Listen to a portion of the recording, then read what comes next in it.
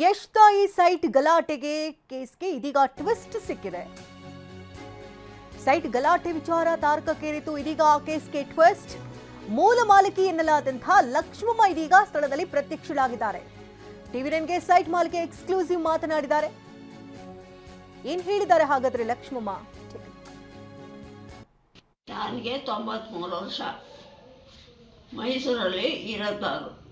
ಹಾಸ್ಪಿಟ್ಲಿಗೆ ಬರೋಕ್ಕೆ ಸ್ವಲ್ಪ ತಾಪತ್ರಯ ಆಗುತ್ತೆ. ಅದಕ್ಕೋಸ್ಕರ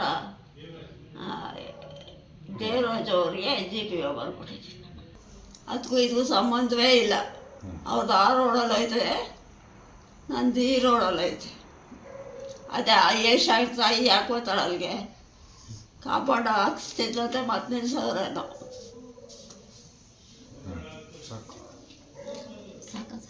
ಫಿಲಮ್ ಸ್ಟಾರು ಅಂದ್ಬಿಟ್ಟಿದೆ, ಅಮ್ಮ ಒದ್ದಾಡ್ತದೆ.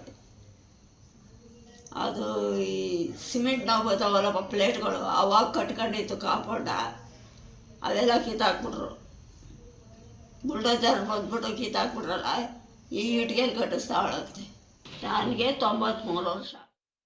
ಇದಕ್ಕೆ ಸಂಬಂಧಪಟ್ಟಂತೆ ಹೆಚ್ಚಿನ ಡೀಟೇಲ್ಸ್ ಅನ್ನು ಕೊಡೋದಕ್ಕೆ ನೇರ ಸಂಪರ್ಕದಲ್ಲಿ ಮಂಜುನಾಥ್ ಇದ್ದಾರೆ. ಮಂಜುನಾಥ್, ಸೈಟ್ ವಿಚಾರ ತಾರಕಕ್ಕೇರಿತು. ಇದೀಗ ಮೂಲ ಮಾಲಕಿ ಲಕ್ಷ್ಮಮ್ಮ ಪ್ರತ್ಯಕ್ಷರಾಗಿದ್ದಾರೆ. ಏನೇನು ಹೇಳಿದ್ದಾರೆ ಅವರು? ಶಕುಂತಲಾ, ಹಾಸನ ಮಹಾನಗರ ಪಾಲಿಕೆಯ ವಿದ್ಯಾನಗರದ ವಿವೇಕಾನಂದರಲ್ಲಿ ಸ್ಥಿರತಕ್ಕಂಥ ಸೈಟ್ ಒಂದರ ಮಾಲೀಕತ್ವ ಜಟಾಪಟಿ ಸಾಕಷ್ಟು ಚರ್ಚೆಗೆ ಕಾರಣ ಆಗಿತ್ತು. ಏನು 6 ವರ್ಷಗಳ ಹಿಂದೆ ನಟ ಯಶ್ ಅವರ ತಾಯಿ ಪುಷ್ಪ ಅವರು ಈ ಒಂದು ನಿವೇಶನವನ್ನು ಖರೀದಿ ಮಾಡಿದೆ ಅಂತ ಹೇಳ್ಕೊಳ್ತಾ ಇದ್ದಾರೆ. ಮತ್ತೊಂದು ಕಡೆ ಈ ನಿವೇಶನ ತಮಗೆ ಸೇರಿದು ಅಂತೇಳಿ ದೇವರಾಜ್ ಅಂತಕ್ಕಂಥ ವ್ಯಕ್ತಿ ಅಲ್ಲಿ ಹಾಕಿದಂಥ ಕಾಂಪೌಂಡ್ನ ತೆರವು ಮಾಡಿದ್ರು.